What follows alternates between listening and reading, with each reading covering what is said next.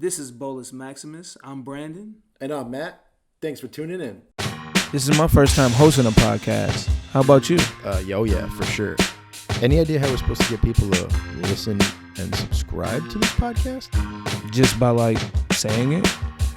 Subscribe. You're tuned in to Bolus Maximus with Brandon and Matt. Don't forget to comment, share, and smash that like button to stay up to date. This is it feels like it's been a while since we've done this. Hey, welcome back to Bolus Maximus. Bolus Maximus. Yeah, we are not trained medical professionals. Disclaimer. Glad we got that out of the way. First and foremost, welcome back to Bolus Maximus. My name is Matthew R. Taro, and I'm here with my co-host, Brandon A. Denson. What's that A stand for, Brandon? Anthony Apples. Amazing. Awesome. Wonderful. That's a lot of A's. Shouldn't it be B-A-A-A-A-A? A. Denson? Yeah. B-A-D. Mr. B-A-D. Man, let's kind of jump in. Let's jump into this. Let's just dive in. Is your blood sugar okay? Well, we had triple arrows going down, and I ate those lovely Black Forest gummy bears, and I'm still going down. So I was 161 triple arrow going down, 91 triple arrow going down, and now I'm 73 triple arrow going down. Well, you have a glucagon, you have Baqsimi as well. So I got some Baqsimi. I mean, we won't have to go there. It's over here. It's over there. We'll see what those gummy bears do. I'm not trying to plunge anything up your nostrils, bro. Well, thank you. I appreciate that. Yeah, anytime. No, I feel like you've got a little bit. I feel like you've got a piece of electronic equipment there that gives you insulin, but it sounds like it doesn't shut it off if you're going down. Oh no, it's going to shut off. It's going to shut off soon once it reaches that threshold. You know, I think the cool thing about, some people don't like insulin pumps and they don't like CGMs. Yeah. But I would say the biggest thing for me is being able to see a number, because if you constantly have to test, and I suggest you test, and like we said before. Yeah, we are not trained medical professionals. Disclaimer.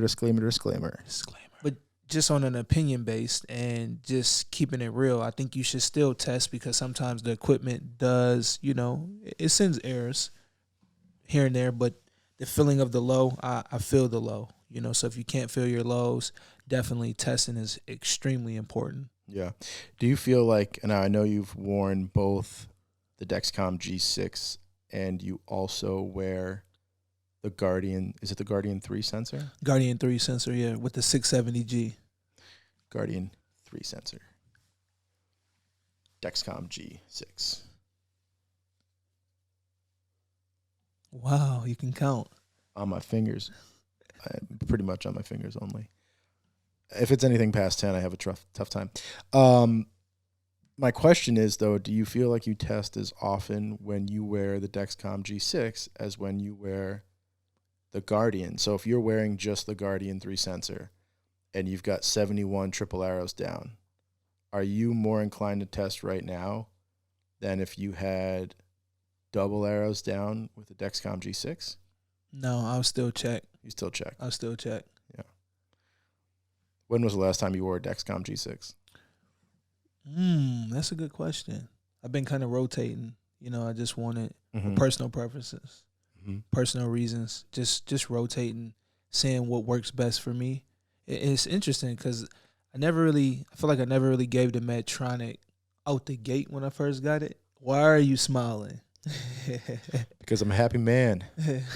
I'm allowed to smile. I feel like out the gate I didn't jump into auto mode. And I think somebody with expertise on using a pump, I just was like, I just want to use the pump, the pump, not all of the features. And I think once I kind of dug into it and using them, I will have to say I like it, a lot more than kind of I hear a lot of people complaining about it, things like that. But I think you're going to have difficulties or issues with any device that's not perfect. That's why we don't use the word perfect, you know what I mean? But, I think you just got to go with what you feel most comfortable with. Yeah.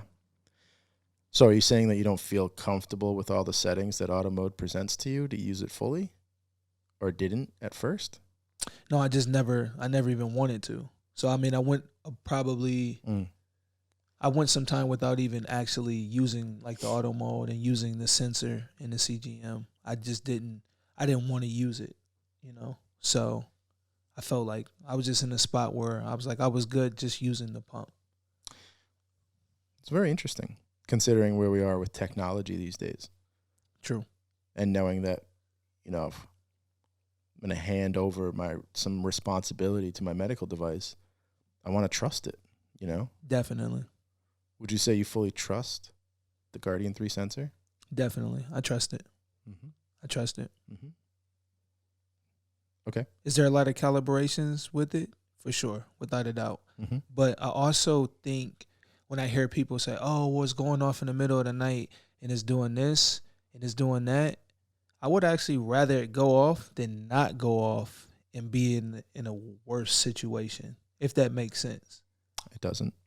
So you would rather be having to get rushed to the hospital versus it going off? Oh, no, I just don't think it should go off at all. Oh, well. Does auto mode shut off if you don't calibrate? Auto mode will, at some point, it will kick you out if you don't calibrate it. That's like if you don't pay rent on time. Out of there. Why do you need that for your diabetes? For it to go out? Yeah. You know what? If I was on the tech development side, we will be having those conversations like, how can we work to improve this? How can we not evict people from their place of living and comfort? Comfort. Safe, I like that. Safe, warm space. So how does your tandem, is that control IQ or is that? Sure is. Yeah. So how does that work? Like that. I'm glad you asked that. Let me reference what we talked about initially. So when I asked if your blood sugar going down and being below 80 with triple arrows was going to trigger your system to shut you off, 68, 1 arrow down. How many gummy worms have you eaten? I think 9 altogether. All right, so 2 things. All right, so first of all, I like to use this analogy that if you're on the second floor of your house and you are traveling down the stairs to the first floor of your house, and we are going to consider the first floor of the house a safe space, even the second floor is a safe space. The third floor, maybe the attic, not so safe. That would be considered like a high blood sugar. Okay? The first and second floor, we'll call it anywhere between 100 and 150 and 150 and 175, right? That's your first and second floor. If you're coming down from the second floor to the first floor, thank you, and you make it to the first floor, and all of a sudden you say, you know what, I got to go to the basement. Okay? Wouldn't you want to know you're going down to the basement? Or wouldn't you expect to know that you're going to go all the way down to the basement? Yeah, for sure. So the way the Dexcom G6 works is it feeds that blood sugar back to the t:slim X2 with Control IQ technology. And as soon as the pump reads that information and predicts with our algorithm that you'll be in the basement, so even when you're leaving the second floor and it already knows, this guy's going to be in the basement soon, we're going to shut your blood sugar off. We're going to shut your insulin delivery off. There's no reason to continue giving you insulin if we can predict where you're going to be. So that's a big difference because Control IQ uses predictive technology, where Medtronic uses reactive technology. So it's like I'm showing up to the party late. Like, hey, man, we're having a party. And then it's like keeping your eyes closed and continuously walking down the stairs and then opening it and going, holy moly, I'm in the basement. Man. Interesting. Yeah.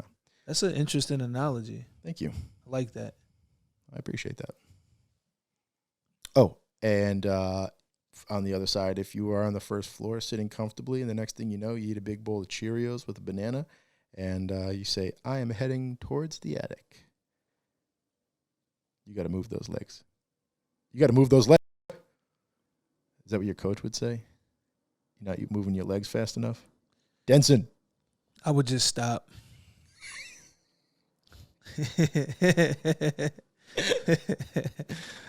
So if you're heading up, it'll give you insulin. And if you're heading down, it'll shut your insulin off. But it uses predictive technology, whereas Medtronic uses reactive technology. Now we do get boluses in between that help with that rise too. So you're not just gonna like just try to throw me under the bridge on this one, okay? Have you ever worn the 670G? I have. Yeah, so you have consciously chose not to. You have not. Okay, safe to say. All right. It is extremely safe to say that I've never worn the 670G by Medtronic. And I've never worn a Tandem T Slim. I mean, we could trade straight up. I mean, I'm all for it. Don't you want to help me out? I mean, it sounds like it's just. I said we could. Well, all right.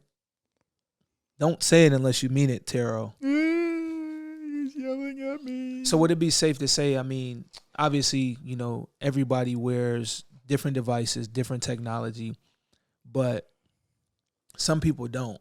I mean, would you recommend, and we're not going to play the game of which pump is better, because I think pumps to different people are better. We're going to say for kids, Omnipods are probably the best pumps for them, just because they don't, just because they don't have tubes doesn't mean they're the best. Well, I wouldn't just say that, but I mean like it's the easiest. It's the easiest. It's the easiest. Easiest. We'll say easiest.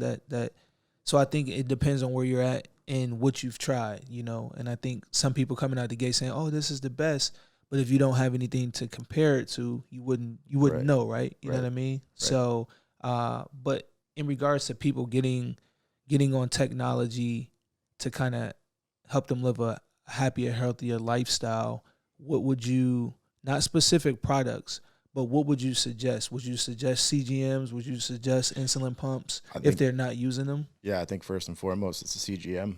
I think a continuous glucose monitoring system that will allow you to read your blood sugar in a pretty easy, convenient fashion, consistently. I like that, because that would be my thinking too. I mean, obviously we didn't talk about that, but I mean, I would definitely say first newly diagnosed, CGM. I don't care what you use, but I'll give you one more analogy, if I could. Yes. So what I like to say is, we'll use my Tandem pump as an example here. If the T-Slim X2 is the race car, the Dexcom G6 is the driver. Mm-hmm. For sure. So the X2 is going to deliver the insulin. It's going to shut it off. It's going to turn it back on. It's going to do all of the things that needs to be done. But that driver is a Dexcom G6. Got it. So I'm kind of curious to see. You want more analogies? No. That's good. I think our listeners and our viewers, I think they understand it. Analogied out. I think they got it. But CGMs would definitely be the go-to. Yeah.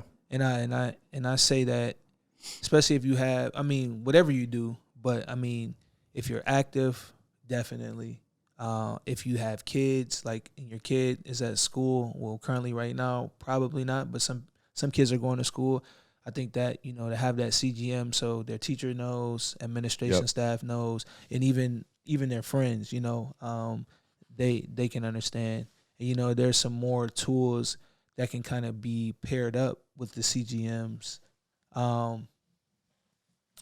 that kind of let people know, what's going on and where they're at, as far as their levels, which is cool, Yeah. So it puts you in a situation to where you can handle it and not everyone be worried or scared or whatever, on a frantic, like, what do I do? I think it really has to do with education, right? The more education that you can supply to others around you, the easier it is for them to understand exactly what's happening with your blood sugar. True. So if the rest of the class there is going to get scared that your blood sugar is dropping low, but they don't understand exactly how low or what it's going to be, it's a good way to educate. Hey, actually, my blood sugar is 73 with a slight arrow down. I'm actually already low. I might go a little bit lower, but because I've just had 9 gummy worms, 9 Black Forest, we're going to rebound and shoot back up. I hope recess is soon so that we can go outside and run around. Man. What are you at right now? 67. Sorry, Rob Howe. There's no 69 on this puppy right now, but close. skipped right over Skipping over it. No, Yeah, I think education is a big deal because a lot of the people that would get concerned or do get concerned just lack a little bit of education. No offense, some friends, family members, caregivers are out there who feel like we might be addressing you directly. Like it's definitely something that it takes some time to learn, and it takes a little bit of effort from the other individual.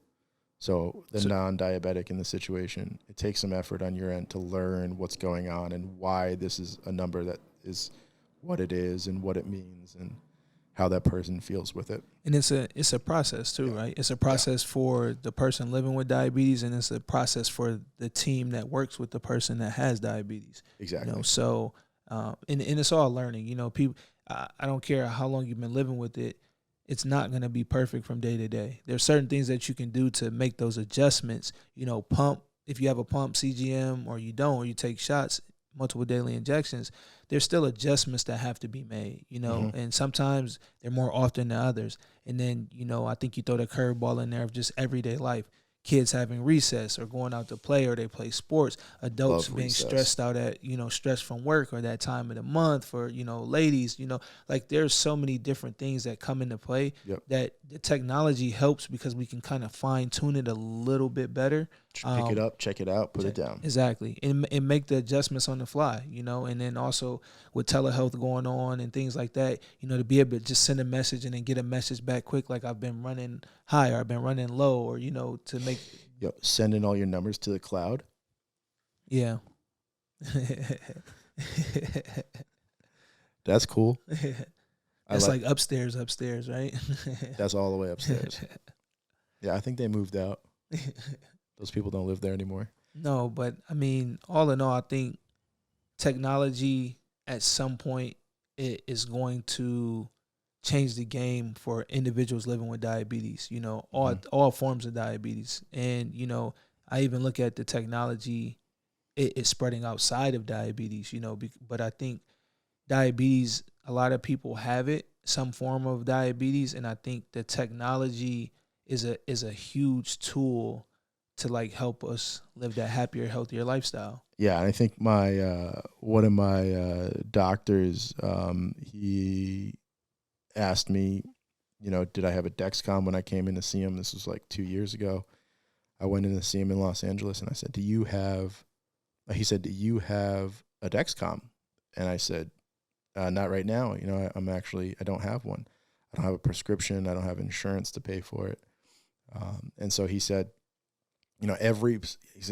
I wholeheartedly believe that every person diagnosed with diabetes before you leave the hospital should be handed a Dexcom, or you should be handed a CGM in some form. Yeah.